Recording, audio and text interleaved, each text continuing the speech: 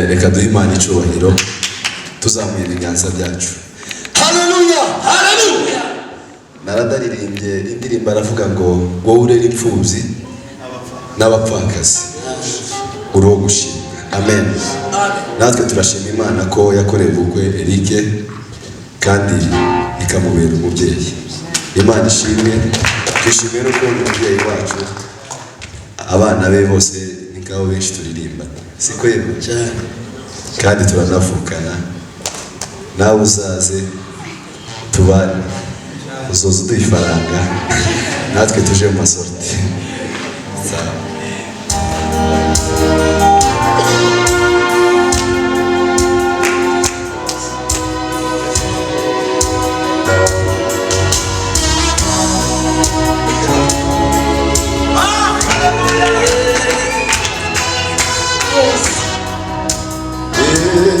Haleluya, haleluya. Reka dufatanye turirimba ino ndirimbo benshi mumaze kuyimenya. Bahaguruke dufatanye tujye mu twari dupfuye tusize ibyaha byacu. Kristo yaduhinduranye bazima nawe maze aratubabarira.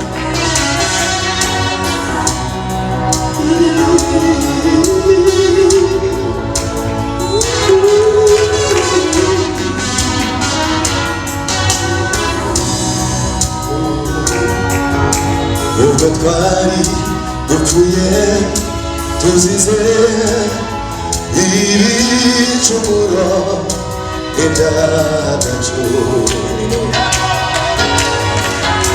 yaduhinduranye bazima nawe maze aratubabarira. Haleluya, haleluya.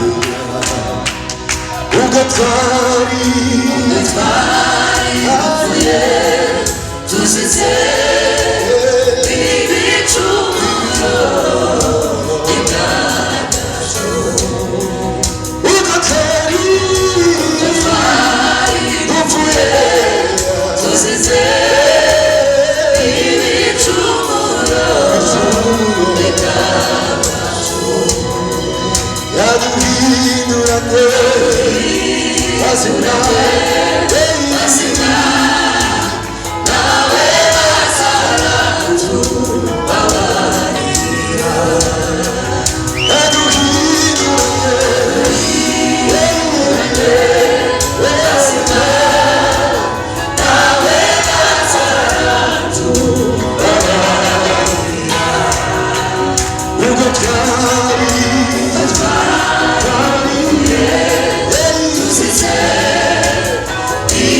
True.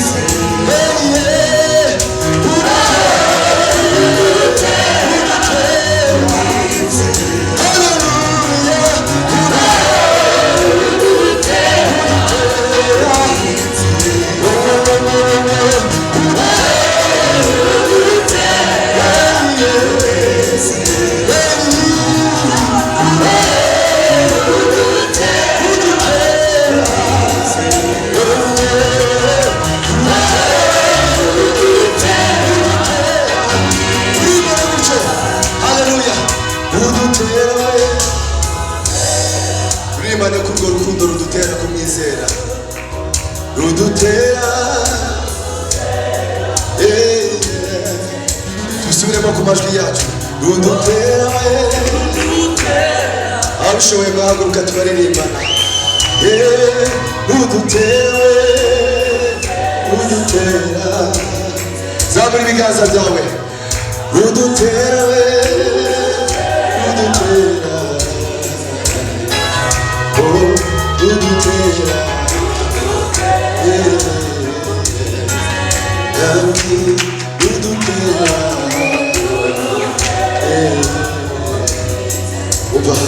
Hallelujah.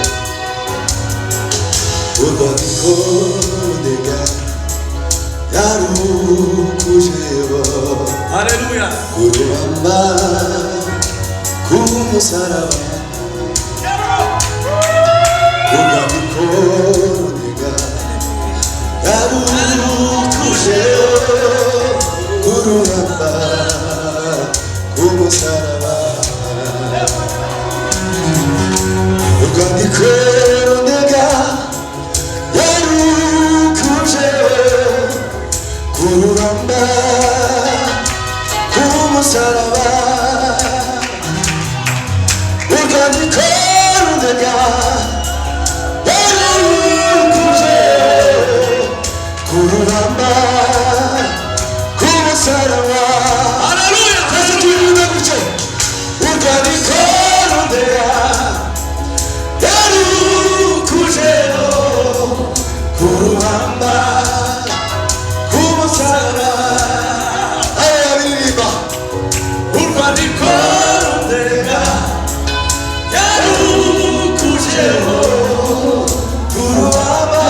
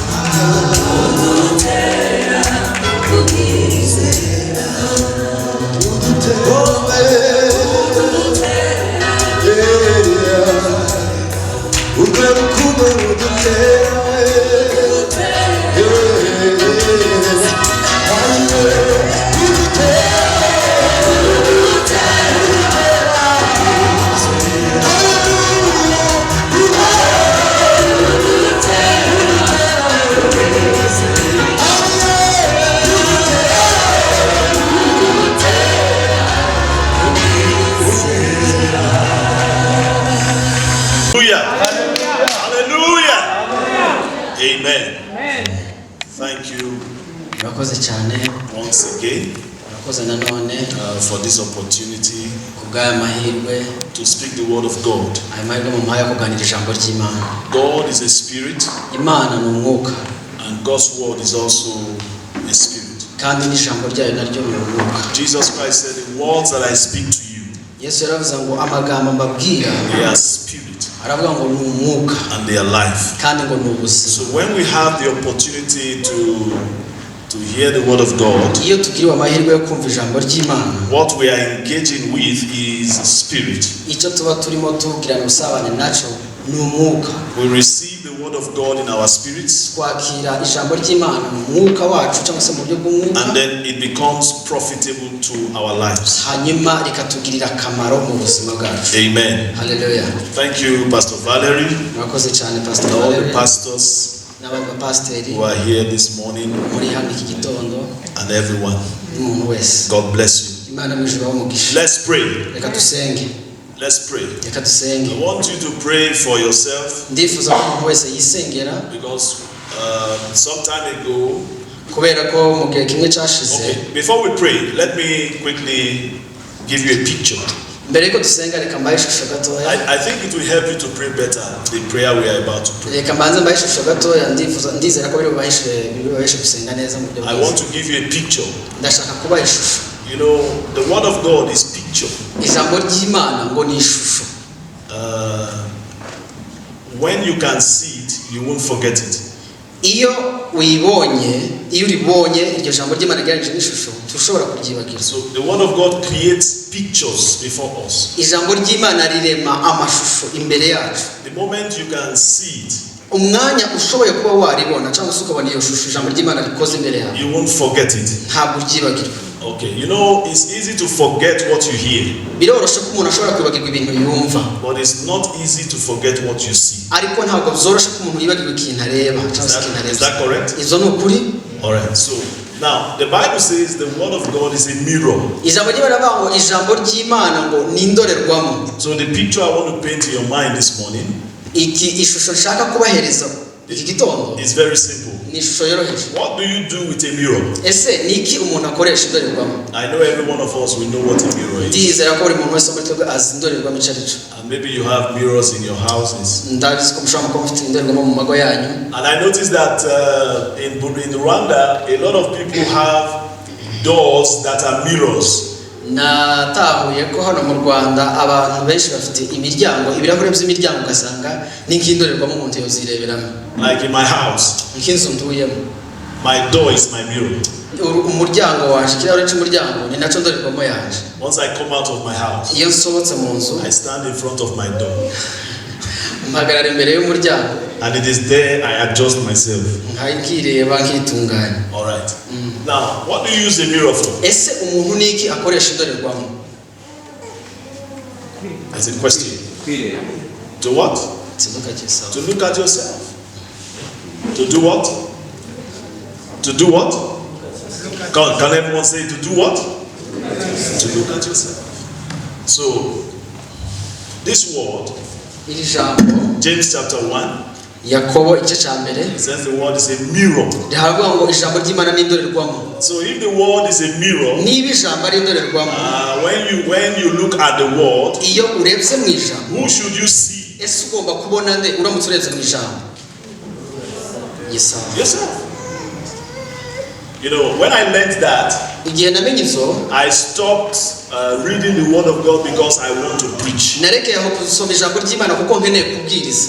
I started reading the word of God for my own life. ntangira gusoma ijambo ry'Imana kubw'ubuzima bwanjye. So out of what I gain, I can share. kugira ngo mu byo nungutse ndimo ndasoma ushobora kuba nobisangiza abandi. You cannot give what you don't have. ntabwo ushobora gutanga ikintu udafite. Okay, so that's why I say if you can form the picture in your mind that the word of God is a mirror, uramutse ushoboye kubona cyangwa kugira iyo shusho mu bitekerezo zawe kubera ko ijambo ry'Imana ari indorerwamo, then you can pray well.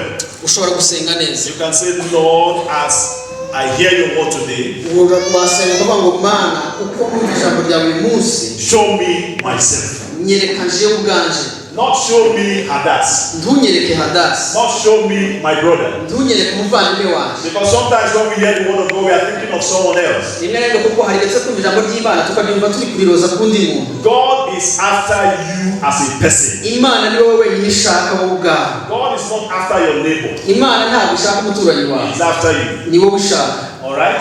So you are going to pray and say, Lord, show me myself as I hear the word of God. ugiye gusenga uvuga ngo Mana nyereka uwo ndiwe ubwo turi kumva ijambo ry'Imana, unyereke uwo ndi. Is that good? Isizo ni nziza.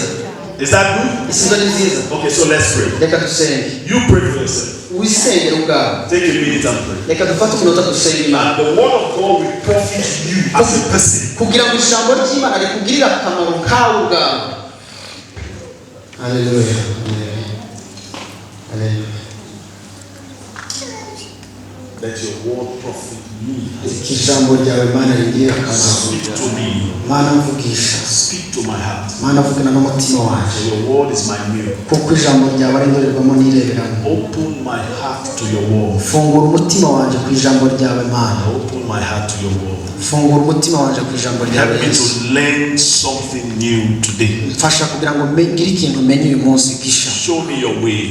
Nyereka inzira yawe. Teach me your truth. Nyigisha ukuri kwawe. Cleanse me with the water of of your word. mpanagura cyangwa se nyejesha amazi y'ijambo ryawe. Thank you, Father. Urakoze mwami. Thank you, Lord. Hallelujah. Amen. Amen. In Jesus Christ's name. Mu izina rya Yesu. Amen. Amen. Amen. Amen. Did you pray? Ese mwasenze? Did you pray? Ese mwasenze? Did you pray for yourself? Ese mwisengeye? Or you were praying for me? Cyangwa mwaza musengera? Was it yourself you were praying for? Ese ni mwebwe mwaza mwisengera cyangwa? All right. Amen. Amen. In the last 4 weeks or so, Mu byumweru bine bishize in this church, muri uru rusengero we have been talking about the kingdom of God. twahoze tuvuga ibintu byerekeye ubwami bw'Imana. I think God is sparking an appetite in us Ndatekereza ko Imana irimo irazamura apeti muri twebwe of where we should start looking at. kugira ngo itwereke aho tugomba gutangirira tureba. Last Friday, Kuwa gatanu ushize I was organizing a discipleship training. nari ndimo ntegura discipleship training cyangwa se ni nka I was talking to some young people. hari abantu batoya nari ndimo nigisha turimo tuganira ijambo ry'Imana. And I was telling them nari ndimo ndababwira about the issue of foundation. nari ndimo ndabigisha icyerekeye umusingi. And it's good that when you hear the word of God, you can form a picture in your mind. It makes you understand better. kandi ni byiza kuko irimo wumva ijambo ry'Imana ukora ishusho y'ibyo urimo wumva mu mutwe wawe bituma uzumva kurushaho. So I used the illustration of a house. nakoresheje ikigereranyo cy'inzu. I was talking to them from 1 Corinthians chapter 3. nari ndimo ndababwira nifashishije abakorinto ba mbere igice cya 3. And out of that teaching, muri izo nyigisho we began to understand the issue of foundation. dutangira kumva ikintu kijanye n'umusingi. That foundation is very important for every building. dutangira kumva kuko umusingi ari ikintu cy'ingenzi ku nyubako iyo ari yo yose. Also, we discovered who our true foundation is. hanyuma tuza no gutahura umuntu inyubako umusingi wacu kuri uwo ari we. The Bible says that we cannot lay another foundation. Bibiliya ivuga ngo ntabwo dushobora gushinga irindi fatizo cyangwa se undi musingi. That for us as children of God, we only have one foundation. kuko ngo twebwe nk'abana b'Imana dufite umusingi umwe. And that foundation is Christ. kandi ngo musingi ni Yesu Kristo. Now 1 Corinthians chapter 3 has that to say. iyo biboneka mu bakorinto ba mbere igice cya 3. That no other foundation can any man ko lay. nta wundi musingi umwana w'umuntu ashobora gushinga. But that which has been laid, utari uwo Imana yashinze, which is Jesus Christ. ari wo Yesu Kristo. Now we discovered what the foundation was. hanyuma tumenya icyo umusingi ari cyo. Then I asked them a question. mbabaza ikibazo abo I bantu. said, if Jesus Christ is the foundation, ndabaza ngo niba Yesu Kristo ari we then musingi, who is the building? ndabaza ngo ese inyubako yubatse kuri uwo musingi ni Or iyihe? what is the building? cyangwa se inyubako ni iyihe? ninde cyangwa se ni iyihe? ni iki? Okay, so let me ask you. namwe reka mbabaza. If Jesus Christ is your foundation, niba Yesu ari we musingi, because the Bible says so, kuko ariko Bibiliya ivuga, for the purpose of time, we cannot read all the scriptures. kubw'impamvu z'igihe ntabwo twasoma ibyo byanditswe byose. But you can do a check for yourself from 1 Corinthians 3 to find that Jesus is, I think verse 12, that Jesus is your foundation. ariko mushobora no kuzirebera uri wenyine. abakorinto ba mbere igice cya 3 aratekereza ko ari ku murongo wa 12 ukabibona ko Yesu Kristo ari we musingi. Now, if Jesus is your foundation, niba Yesu ari we musingi, then what is the building? inyubako ni iki cyangwa se ninde? Can someone answer? ese hari umuntu wadusubiza? Yes. The church.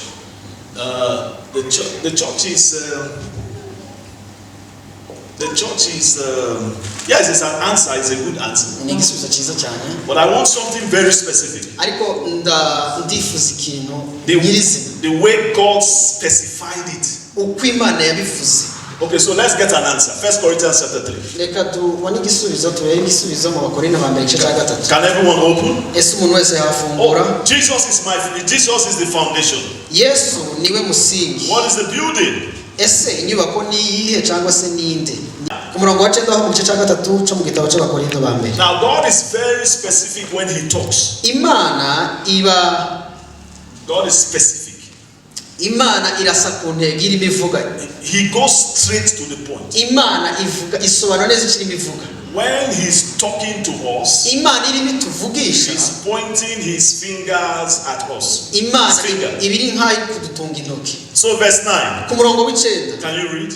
haravuze ngo, Okay, before you read verse 9, let's establish that Jesus is your foundation. mbere yuko dusoma ku murongo wa 9 reka tubanze tumenye neza ko Yesu ari we fatizo. Verse 11. Read verse 11. ku murongo wa 11 haravuga ngo nta muntu ubasha gushyiraho urundi rufatiro rutari urwashizeho ari rwo Yesu Kristo. Okay. Amen. Is that what it says? Yeah. Okay, so what is the building? none ko irufatiro ari Yesu, inyubako ninde? Jesus is the foundation. Yesu we ni urufatiro cyangwa se n'umusingi. Verse 9. none reka turebe inzu ku murongo wa 9 haravuga ngo twe dufatanya gukora umurimo w'Imana naho mwe muri umurima wayo. Nasomye mu ijambo ry'Imana, sinzi niba ufite umuntu ufite Bibiliya yera ari ukundi vuga. Hey, that's your preaching? No. Okay, so what did he say? Can you tell me what he says? You know, it says, we work together for the ministry of God, but you are the field or the garden of God. Is it what you want? Yeah, God's, is it field? God's building. I didn't see anything like building in this. It's not. Does anybody have the word building? Chapter 3, verse 9. Wenda muri Bibiliya yera. Bibiliya yera iravuga ngo uko twembi Imana ariyo dukorera namwe mukaba umurima w'Imana n'izu yayo. Oh, yeah. There is a building in another version. I like that version. So that version identifies the building that must be built on the foundation. Iki gitabo cyo kivuze neza inyubako ninde igomba kubakwa kuri uriya musingi cyangwa se kuri rufatiro. What did he say is the building? Yavuze ko ikira gitabo cyo cyavuze ko inyubako ari inde cyangwa se ari. Okay, let's go back again. What is the foundation? Tumaze dusubira inyuma. Urufatiro ninde? What is the foundation? Urufatiro ninde? Okay. What is the building? None inyubako ninde? You. Right? So the building has to be built on the foundation. So inyubako igomba kubakwa ku rufatiro. Is that also? Ibyo siko bimeze? That means I must be building my life on the foundation. Ibyo bisobanura ko ngomba kuba ndi kubaka ubuzima bwanje ku rufatiro cyangwa se umusingi. That is what the kingdom is all about. Uko ico nico ubwami bw'Imana bubereyeho. When I am building my life on the foundation, just one. Iyo ndimo nubaka ubuzima bwanje ku urufatiro rumwe gusa. Now, I cannot afford to build my life on any other foundation. Ntabwo nabishobora cyangwa se si ikintu cyiza kuba nakubaka ubuzima bwanje. Okay. Urundi rufatiro rutari ruri. I cannot afford it. Izo bintu sinabibasha. It is very, very costly to build my life on any other foundation. Ni ikintu kigusaba ikiguzi gikomeye cyane cyangwa se kigutwara ibintu bikomeye kuba wakubaka ubuzima bwawe ku rundi rufatiro rutari ruri. I must be building my life on Jesus Christ. Ngomba kubaka ubuzima bwanje kuri Yesu. Then I asked them a question. Mbabaza ikibazo abo bantu twari. I said, who is Jesus Christ? Ndabaza ngo se Yesu Kristo ninde? Because sometimes some things are abstract before us. Some things are not clear before us. Rimwe na rimwe hari ibintu biba bisa nkaho bidafatika kuri twebwe, bidasobanutse, bidafatika. But we don't see Jesus Christ. Somebody will say, I don't see him with my eyes. Hari umuntu ushaka kuba ati je ntabwo umuntu abona Yesu, ntabwo abona Yesu n'amaso mubone gutya. So how can I build my life on him? Ni gute nakubaka ubuzima bwanje kuri we? Who told you that you cannot see him with your eyes? Ninde yakubwiye ko udashobora kubona Yesu n'amaso yawe? You can see him with your eyes. Ushobora kumubona n'amaso yawe. As a matter of fact, you can hold him with your hands. Ahubwo ushobora no kunamufata. As a matter of fact, you are holding him right now in your hands. Ahubwo kano kanya ndetse uramufashe mu biganza byawe. Who is Jesus Christ? Ese Yesu Kristo ninde? John chapter 1 Yohana igice cya mbere says, in the beginning was the Word. haravuga ngo mu itangiriro cyangwa se mbere na mbere hariho jambo. And the Word was with God. Haravuga ngo jambo yari kumwe n'Imana. And the Word was God. Kandi ngo jambo yari Imana. Verse 14. Ku murongo wa 14. And that Word became flesh. Ngo uwo jambo yahindutse umuntu. And he lived amongst us. Ngo abana natwe. So who is Jesus Christ? None Yesu ninde? Ninde? He said, The word. the Word of God. Ni jambo ry'Imana. So when I say I am building my life on Jesus Christ, Niba mvuze ngo ko ndubaka ubuzima bwanje kuri Yesu, I am saying that I am building my life on His Word. niba mvuze ngo ko ndubaka ubuzima bwanje ku ijambo rye. When I stand on this Word of God, Iyo mpagaze kuri iri jambo, I am standing on a solid foundation. mba mpagaze ku rufatiro rufatika. Ngo zirimo zisenyuka. As a matter of fact, as I'm speaking to you now, there's a marriage that I know of hari urugonzi ubundi mpamvu baganiriza kano kanya hari urugonzi 14 years imyaka 14 about to collapse. rufite imyaka amaze imyaka 14 bubakanye ariko rugiye gusanga. Are they believers? Ese abantu ni abakristo? Yes. Ni abakristo ko. The man is even a pastor. Uwo mugabo nyiri urwo rugo ni umupasiteri aho. But the marriage is collapsing. Ariko urugo rwe ko rurasenyuka kandi ari umupasiteri. Why? Kubera iki? People are not listening. Abantu ntibumva. Jesus said, Yesu yaravuze ngo the kingdom ubwami must be built inside of ubwo you. bugomba kubakwa muri wowe. And for that kingdom to be built inside of you, Kandi kugira ngo ubwo bwami bwubakwe muri wowe, it means you will not just be a church goer. bisobanuye ko ntabwo uzaba umuntu uza ku ikanisa gusa kuza ku ikanisa gusa. You will take the word of God for what is telling you, Uzakora ijambo ry'Imana ibyo rikubwira. and you begin to do what you say.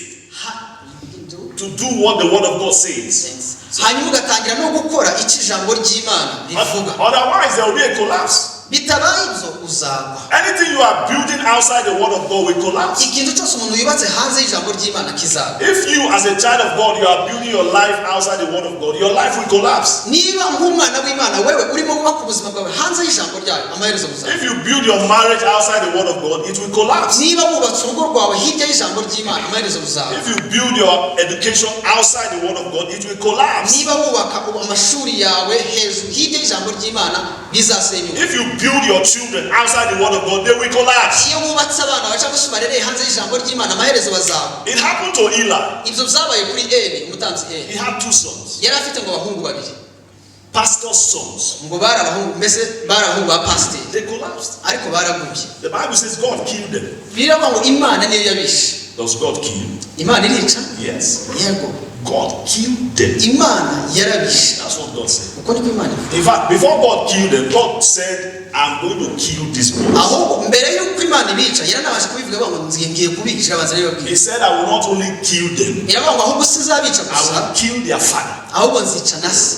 God told Eli, he said, I will kill you. Imana yabwiye Eli umutambyi ngo nawe nzabica. Because you are not raising these children after my standard. Kuko ntabwo uri murerera bano bana banje mu kigero canje mbiriye cyangwa se mu kigero nshaka. In one day, Umunsi umwe the 2 boys died. abahungu b'uyu ngo babiri barapfuye, The man died. na se arapfa ari we Eli. Their father died. Ise. Because they were not building after the kingdom. Kuko ntibari barimo bubaka ku bwami bw'Imana. So it is very, very dangerous Ni ikintu giteye akaga gakomeye. when God is calling your attention back to his word. Iyo Imana irimo guhamagarira kongera kwita ku ijambo ryayo, You can't be pretending not to hear. ntabwo ushobora kwigira nkaho utari kuryumva. Because the future before you is vast, very vast. Kuko ejo hazaza hawe haragutse n'ahantu hanini cyane. You cannot afford to be following trend Ntabwo ugomba gukurikirana ibintu bigezweho cyangwa se ntiwakwishinga gukurikirana ibintu bigezweho and not listen to what God is telling you. hanyuma ukirengagiza kumva ijambo Imana irimo That irakubwira. was what happened in the days of Noah. Ibyo ni nabyo byabaye mu gihe cya The Nowa. Bible said they were following trend.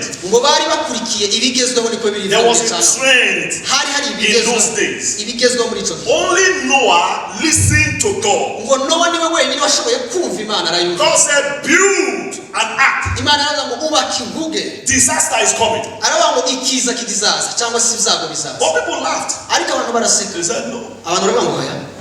So Noah left Nowa arabihorera arabasiga. and he built an ark. Yubaka inkuge. Then the flood came. Hanyuma ngo umwuzure uraza. That generation was gone. Icyo gisekuru cyose n'abantu b'icyo gihe bose Only barafashe. Noah survived. Nowa wenyine niwe wasigaye. So let's pay attention. Reka twite kuri bino bintu. God is calling us back to his word. Imana irimo iraduhamagarira kongera kwita ku ijambo ryayo. I believe that people are too far from the word of God today. Nizera kuko abantu muri iyi minsi bari kure y'ijambo They are ryayo. not paying attention to what God is saying. Abantu ntabwo barimo kwita cyane ku cyo Imana irimo ivuga. God is calling his church back to the kingdom. Imana irimo irabahamagara abana bayo ngo bagaruke mu bwami bwayo. That we must begin to build the kingdom now. Ko tugomba gutangira kubaka ubwami nonaha. We must begin to build the government of God in our lives. Tugomba gutangira kubaka ubutware bw'Imana mu buzima bwacu. And that cannot happen until we start paying attention to his word. Kandi ibyo ntibishoboka kugeza igihe dutangiriye kwita ku ijambo Now, ry'Imana. I'm trying to put my eyes on the time, Ndimo ndagerageza kwita no ku gihe. but I'm hearing the Holy Spirit saying something to me. Ariko ndimo ndumva umwuka w'Imana hari ikintu arimo ambwira. There's a scripture I want to read, Hari icyanditswe nshaka gusoma but I am struggling. ariko birimo birantera ikibazo. But he's saying to me, read it. Ariko umwuka ko arambwira ngo gisome. So we are going to read it. So tugiye kugisoma rero. Go to Matthew chapter 7. Reka tuje muri Matayo 7. Let's read it together. Reka tubisome twese hamwe. Okay?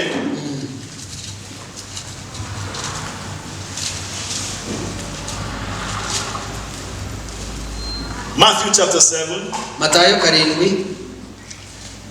From verse 21 to 26. So my brother will read it very fast. 21 igice cya karindwi cyo muri Matayo haravuga ngo abahora bahamagara ngo nyagasani nyagasani siko bose bajinjira mu bwami bw'ijuru keretse abakora izo data uri mu ijuru ashaka bonyine. 21 to 26. Okay. 22 kuri uwo munsi benshi bazambaza bati nyagasani nyagasani mbese ntitwahanuye mu izina ryawe, ese ntitwamenyesheje ingabo za Satani mu izina ryawe, mbese ntitwakoze ibitangaza byinshi mu izina ryawe? Ubwo nzababwira neza sinigeze mbamenya, nimwumve imbere mwakoze ibintu. Nuko rero umuntu wese wumva ayo magambo maze kuvuga akayakurikiza yagereranywa n'umuntu uzi ubwenge wubatse inzu yo ku rutare, maze imvura iragwa imigezi iruzura umuyaga urahuha zose zikubita kuri iyo nzu, ariko ntiyagwa kuko yubatse ku rutare. Naho umuntu wese wumva ayo magambo maze kuvuga ntayakurikize yagereranywa n'umuntu w'igicucu wubatse inzu yo ku musenyi. Maze imvura iragwa imigezi iruzura umuyaga urahuha zose bikoranira kuri iyo nzu ihitigwa si ukugwira rindimuka. Okay, so let's take this as the word of God to us. Reka tubifate nk'ijambo ry'Imana. That Jesus is emphasizing us building our lives on His word. Ko Yesu arimo adushishikariza cyangwa se aduhamagarira kubaka ubuzima bwacu ku ijambo rye. All right. Now I want to take some feedbacks this morning. Ndifuza kwakira ibisubizo mu bantu. Because I'm rounding up my sessions of teachings. Kuko uyu munsi nibwo ndi busoze inyigisho nari maze iminsi nigisha about the kingdom of God. Inyigisho yerekeye ubwami bw'Imana. And I think also from the time that Pastor Chin came to teach. Kandi ndizera ko cyangwa se nekeza ko kuva igihe Pastor Chin yaje kwigisha hano. All right, so I want to give some opportunities for some feedbacks. Ndifuza guhereza abantu amahirwe yo kumbwira cyangwa se yo kuduha ibisubizo. Feedback is very important in the house of God. Feedback ni ikintu cy'ingenzi cyane mu nzu y'Imana. It helps us to know where we are. Bidufasha kumenya aho turi. And how far we understand what we hear. N'ukuntu twumva cyangwa se dusobanukirwa ibyo twumva. I have never seen a student who does not give feedback to his teacher. Ntabwo nigeze mbona umunyeshuri udahereza teacher wiwe feedback cyangwa se gusubiza ibyo yigishije. Every teacher will test his student. Umwarimu wese agerageza abanyeshuri be. To know if they understand. Kugira ngo amenye niba koko bumva barasobanukirwa. If they understand what they have been learning. Uyumve niba barasobanukirwa ibyo bamaze iminsi biga. Now I used to say that it is not the amount of the word of God that you hear that matters. Ngunda kuvuga ngo ntabwo icy'ingenzi ari ingano y'ijambo ry'Imana wumva. It is not the amount of the word of God that you read that matters. Ntabwo ari ingano y'ijambo ry'Imana usoma. But the one that affects you. Ahubwo rya jambo rikugirira umumaro rigukoraho. So you may read plenty scriptures. Ushobora gusoma ibyanditswe byinshi cyane. The question is which one affected you? Ikibazo ni ikihe cyanditswe muri ibyo wasomye byinshi cyagukozeho. Which one did you benefit from? Ni ikihe wagizeho umumaro? That you are eating much food kuba uri kurya ibiryo byinshi does not mean that you are getting much nutrients. Ntabwo bisobanuye ko uri muri intungamubiri nyinshi. So benefit is what we are talking about. Inyungu nizo turimo turavuga kano kanya. It helps us to know where we are. Bidufasha kumenya aho turi. Now I was saying in the morning that Jesus Christ needed feedbacks from his disciples. Mu gitondo nabwiye abantu kuko habe na Yesu bwe yabaga akeneye kumva icyo abigishwa bavuga nyuma yuko amaze kubigisha. One day he called 12 of them. Umunsi umwe yarabahamagaye uko 12. They sat down. Baricara. He asked them a question. Arababaza. He said, who do men say that I am? Arabavuga ese abantu bavuga ko ndi inde? They began to describe what people were saying. Batangira kuvuga ibyo abantu bavuga. Some say you are Elijah. Baravuga ngo Eliya. John the Baptist. Abandi ngo Yohana Umubatiza. He said, okay, those are people outside. Aravuga okay, abo ni abantu bo hanze. But you inside. Aravuga ngo mwebwe b'indani. Who do you say I am? Ese muvuga ko ndi inde? Then only Peter had an answer. Hanyuma ngo Peter niwe wenyine wari ufite igisubizo. That was a feedback. Ico cyari iyo yari feedback. He said you are the Christ. Peter aravuga ngo uri Yesu uri Kristo. The Son of the living God. Umwana w'Imana nzima ihoraho. And Jesus Christ said you are correct. Yesu aramubwira ngo ibyo uvuze ni ukuri. Flesh and blood has not revealed this to you, but my Father in heaven. Inyama n'amaraso biguhishuriye ahubwo ni Data wo mu ijuru. We have been talking so much about the kingdom. Tumaze iminsi tuvuga ibintu byinshi byerekeye ubwami. And I know quite a number of you have been listening. kandi ndizera kuko abantu benshi hano mwarabyumvise. One question I want to ask this morning. Ikibazo kimwe nshaka kubaza iki gitondo. What have you benefited? Ese niki wungutse? What did you hear all this while? Ese niki wumvise muri iki gihe cyose? In the morning service we have some people who shared what they have received. Materaniro mu gitondo twagize abantu badusangije ibyo bungutse muri iyi nyigisho maze iminsi y'ubwami bw'Imana. And I took note of some of them. Kandi bimwe nabyanditse bimwe mu byo bavuze. 1 2 3 4 5 6. We had about 7 points. Twananditse utuntu nka turindwi bavuze byinshi ariko nantsemo nka turindwi. Powerful sharing. Ni ibintu by'ingenzi cyane badusangije. About what we have received. Ibintu ngo twakiriye muri how the teaching has benefited me. Badusangije uko inyigisho cyangwa se umuntu yavuga ko inyigisho yamugiriye umumaro. What new thing I have learned. Ikintu gisha umuntu yize. So I'm going to take just 2 this afternoon. Na ngiye gufata nk'abantu babiri nabo bambwira. Because of time. Kubera impamvu z'igihe. Now the essence of that is so that everybody can also benefit. Akamaro k'ibyo ngibyo no kugira ngo nanone tundi tugume twunguke twese. Okay, so I'm not those who answered in the first service, you are not going to answer again this service. Okay. Abantu bashubije mu gitondo none gusubiza aka kanya. I need 2 persons. Nkeneye abantu babiri. Brief. Bagire vuba bavuge buke andi batinde cyane. This is what I learned about the kingdom this period. Umuntu avuga ngo iki nico nize kubyerekeye ubwami bw'Imana. Don't let the first service win you. Jye tumenye Materaniro ya mbere atsinda ya kabiri. 1. Yes, that's 1. Have you been coming? Have you been listening to the teachings on the kingdom? The first time. Oh, 1 time can be enough. Great. Okay, that's 1 and that is 2. Okay, let's give them yes. Thank you so much. You can yes, we can. Okay, thank you. Ikintu ngize ngewe ibintu bibiri ubushize yatubwiye ukuntu ubwami butandukanye mu rusengero, avuga ko ushobora kuba mu rusengero ariko utari mu bwami bw'Imana. What I learned is that last time you taught us the difference between the kingdom and the church, like the temple. That you can be in the temple in the church, but not in the kingdom. Ikindi yize aka kanya kubera ko cyumweru gishize sinari mari. Another thing that I learned just now, nuko turi inzu Yesu Kristo akaba fondation. Is that we are the building and Jesus is the foundation. Yeah, thank you so much. Can we clap our hands for him? Thank you. What's your name, please? Sorry? DJ. Okay. Yes, my brother. Thank you. Thank you too.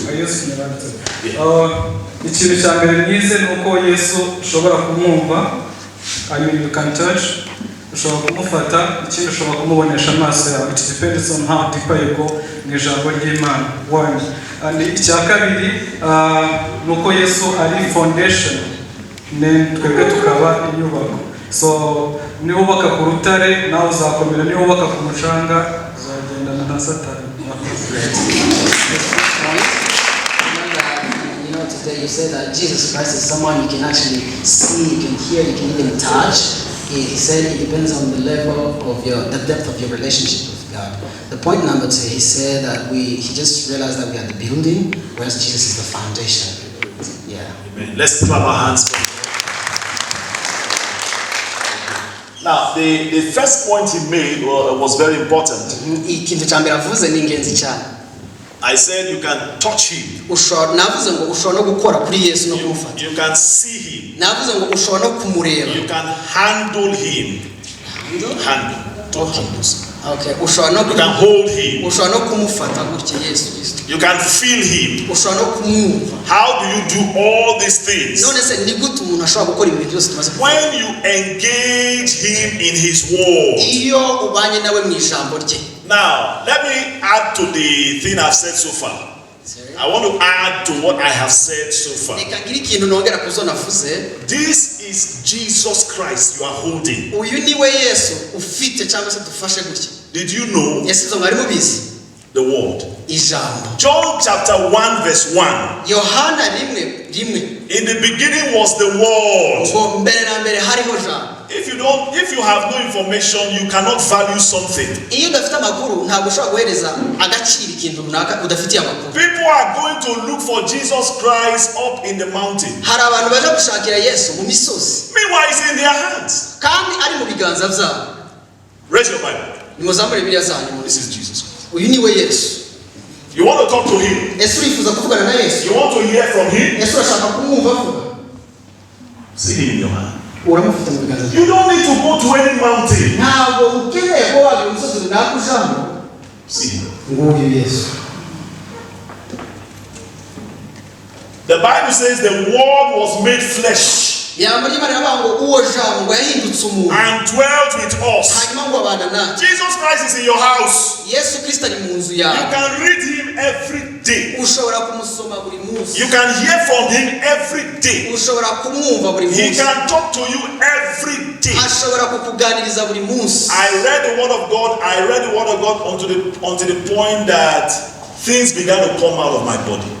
nigeze gusoma ijambo ry'Imana kugeza ubwo narasomye ijambo ry'Imana kugeza ubwo hari ibintu zatangiye gusohoka mu mubiri wanje. The power you are looking for is in this world. imbaraga ukeneye ziri muri rino jambo. Power does not belong anywhere else. imbaraga ntabwo ari ahandi hantu ziba. The transformation you need is in this world. guhinduka wifuza kuri muri rino jambo. There's a man who read the word of God and read the word of God and read the word of God. His face began to shine. hari umuntu ngo wasomye ijambo ry'Imana ararisoma kugeza ubwo mu maso yiwe hatangiye kurabagirana. Something was working inside my body. hari ikintu cyari kirimo kirakora mu mubiri wanje. I was feeling something working inside my body. hari ikintu nari kumva ikintu kiri kugendagenda mu mubiri wanje.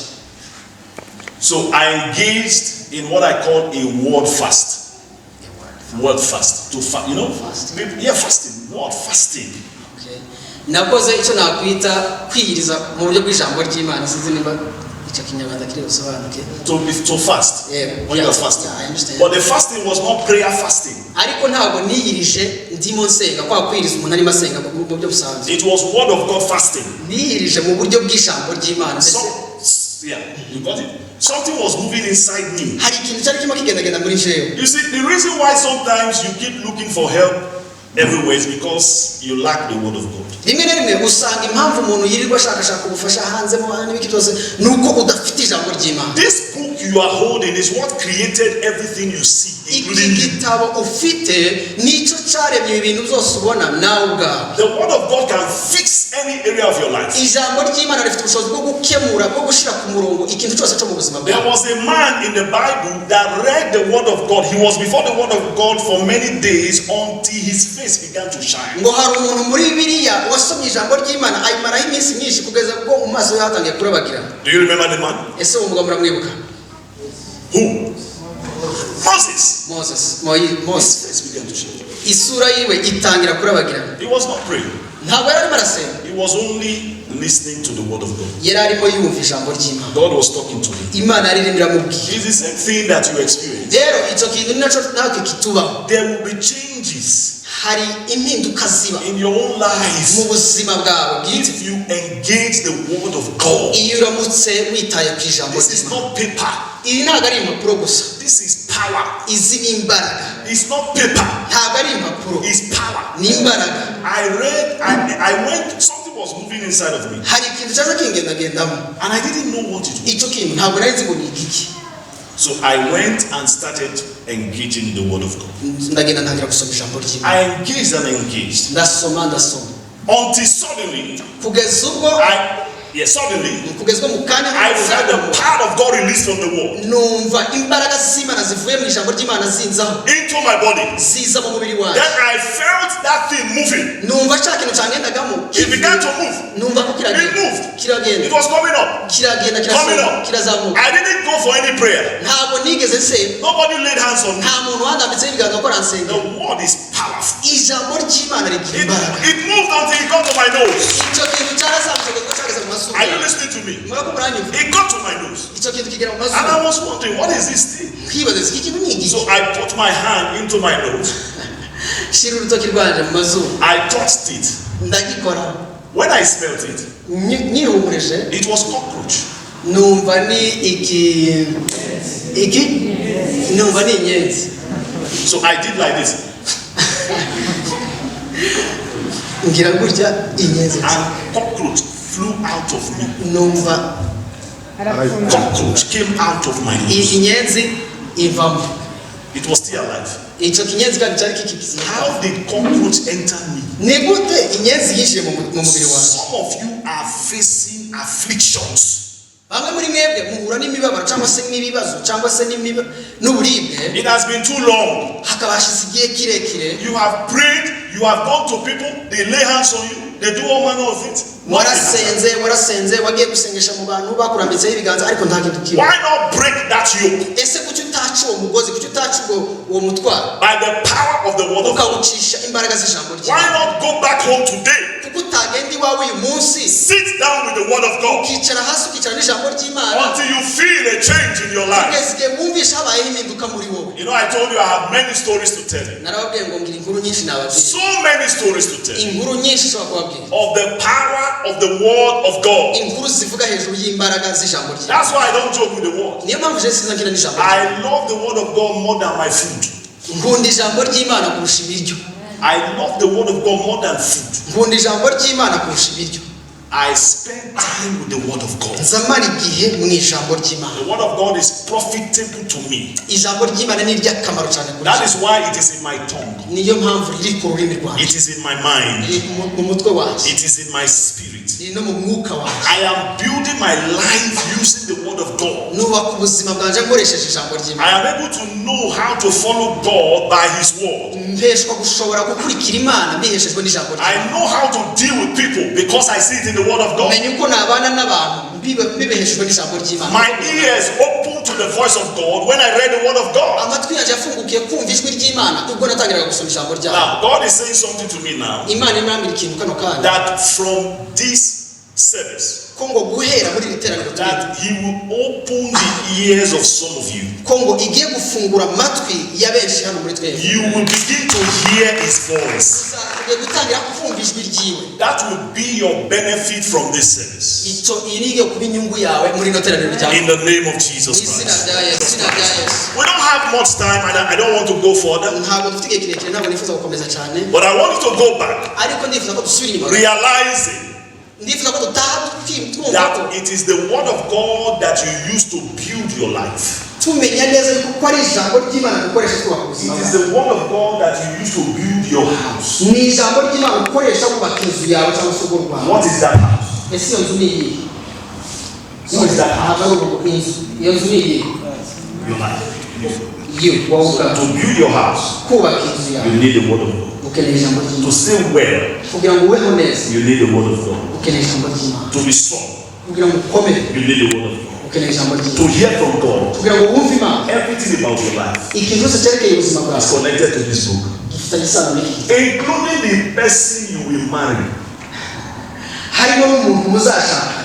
You know, I will say certain things, Hadass will laugh.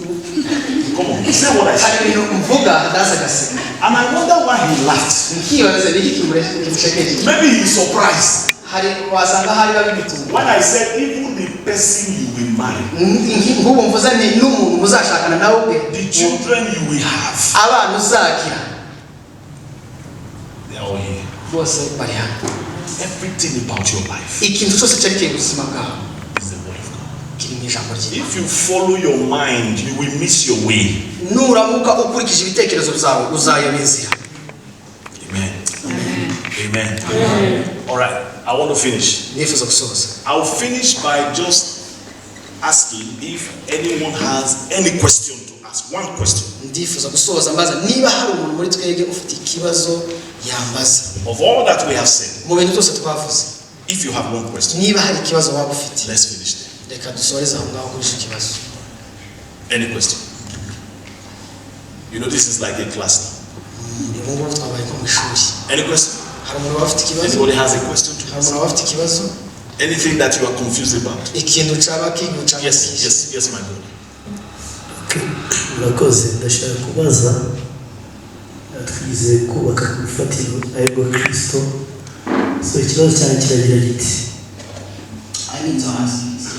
abantu hano hanze bafite ibitekerezo bivuga ngo be yourself. Reka tujyane utansigaye igitekerezo cyawe ntacumve neza. Yego.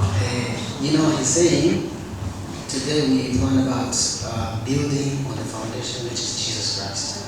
Now, his opinion is, you know, people out there are saying, there is a saying, be yourself. Mbese wizera ubwawe, izere ko ushoboye, believe in yourself, icyo wakora, believe that you can do something. Ntekereza ko umuntu ufite imitekerereze aba agifite umutima wo kubakira ku ifatiro rwa Kristo cyangwa aba yarabaye Kristo iwe ubwiwe. Now my question is, if anyone has that mentality of be yourself, believe in yourself, you can do something, can he still be able to build on the foundation which is Jesus, or he himself has become Jesus Christ?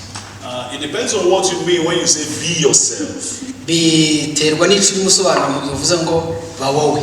Is it the same thing as saying depend on yourself? Ese ibyo bigoye no kuvuga ngo wishingikirize kuri wowe ubwawe? Yizere ko ushoboye, wakora, wifitemo imbaraga, wifitemo ubushobozi. Yes, because they say bishingiye muri wowe. Believe in yourself, you have all the power you need, you can do something. All right. Okay, now every human being is governed. You have a government that governs you. Umuntu wese agira ubutware mu mutware. Okay, now let's go back to Genesis chapter 3. Reka dusubire inyuma mu itangiriro igice cya 3. What do you think was Satan's suggestion to Eve? Ese umutekereza ko ikintu Satani yabwiye Eva ari iki? The suggestion of Satan to Eve was be yourself. Igitekerezo Satani yazabwira Eva ni nko kuvuga ngo ba wowe. Be yourself. Ba wowe. You can handle your life. Ushobora ubuzima bwawe wabutwara ushaka. You don't need God. Ntabwo ukeneye Imana. That's what he told the woman. Ubu ningaho ibyo yabwira umugore. And the man. Hanyuma nawa mugabo ari. Did it work? Ese ibyo bintu byarakunze?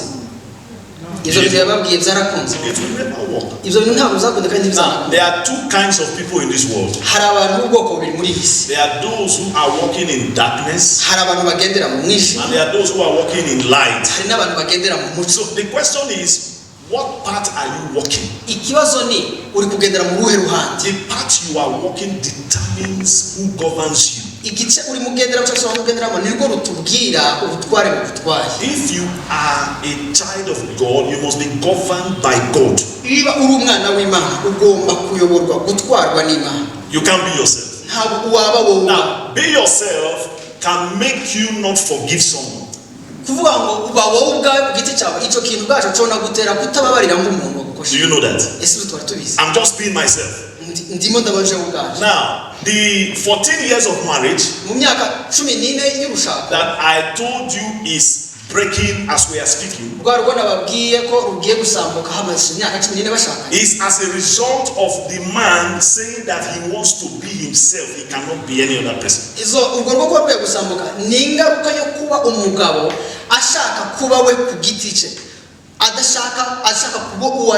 The man told his wife, I want to be myself. I can't be another person. But that himself that he wants to be is anger. That himself is anger. Is violence. That himself. You see, the word of God will always go against self. So do you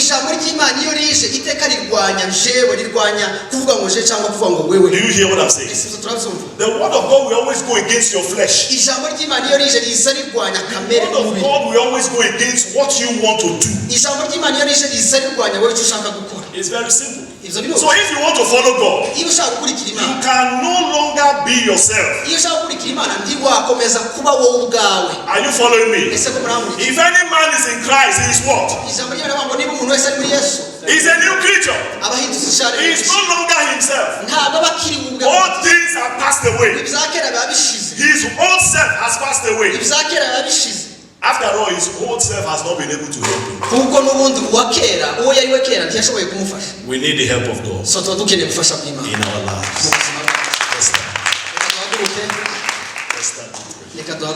Hallelujah. We need the help of God. Do you need the help of God? Or you want to be yourself? Do you want to be yourself? Or you need the help of God? Come on, say I need the help of God. Say it loud, say I need the help of God.